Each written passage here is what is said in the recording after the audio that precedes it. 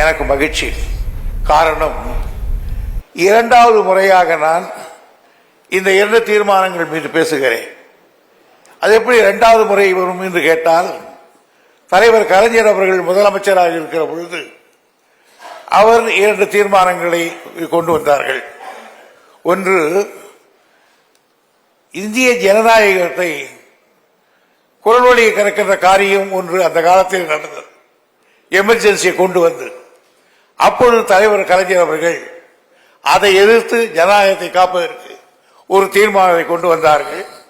அதன் மீது நான் பேசியிருக்கிறேன்.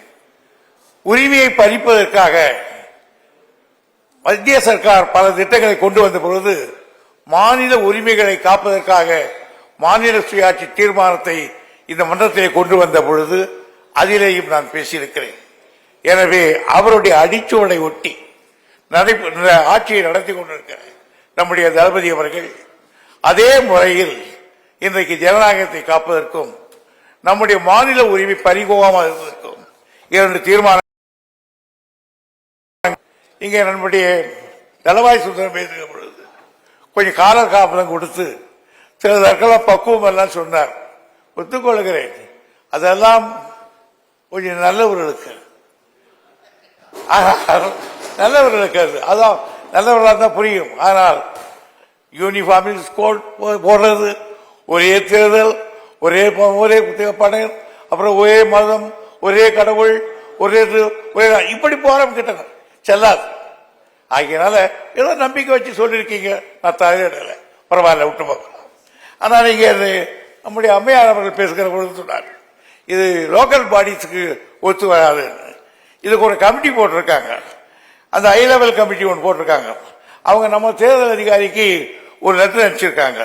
அதில் என்ன சொல்றாங்கன்னு கேட்டீங்கன்னா, as you are engaged in organization of elections in the local bodies, the high level committee would like to invite you for having your valuable insight on the mechanism by which the election to local bodies can be held simultaneously with other executive bodies என்று போட்டிருக்காங்க.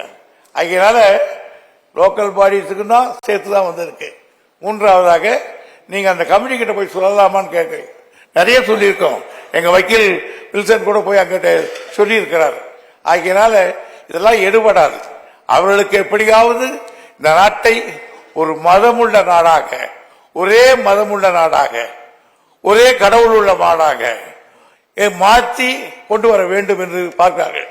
உலகத்தை முடிமன்னர்கள் எல்லாம் முடியை எழுந்துவிட்டு ஜனநாயகத்தை நோக்கி வருகிற காலகட்டத்தில், இந்த காலத்திலே குடியாட்சியை முடியாட்சி திட்டத்தை கொண்டு போகிற காரியத்திலே இன்றைக்கு ஒன்றிய அரசு ஈடுபட்டுக் கொண்டிருக்கிறது. எனவே ஜாக்கிரதையாக இருக்க வேண்டும் என்பதற்காகத்தான் நம்முடைய முதல்வர்கள் இந்த தீர்மானத்தை கொண்டு வந்திருக்கிறார்கள். எனவே இந்த தீர்மானத்தை எங்களுடைய கட்சியின் சார்பில் ஆதரவு அமர்கிறேன். நன்றி. தொகுதி மறுசீரமைப்பு நடவடிக்கையை கையிட வேண்டும் என்று மாண்புமிகு முதலமைச்சர் அவர்களால் கொண்டு வந்திருக்கின்ற தனி தீர்மானம் பேரவையின் முடிவுக்கு விடப்படுகிறது. ஏற்போர் ஆம் என்க, மறுப்போர் இல்லை என்க. மறுப்போரே இல்லை என்று கருதுகிறேன். மறுப்போரே இல்லை. தீர்மானம் ஒருமனதாக நிறைவேறியது.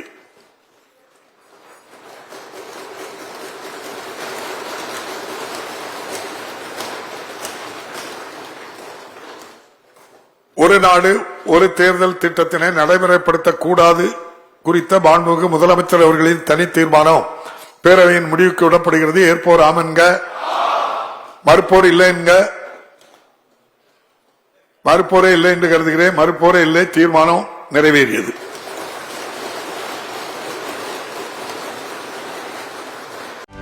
செய்திகளை உடனுக்குடனும் துல்லியமாகவும் தெரிந்து கொள்ள சப்ஸ்கிரைப் பண்ணுங்க.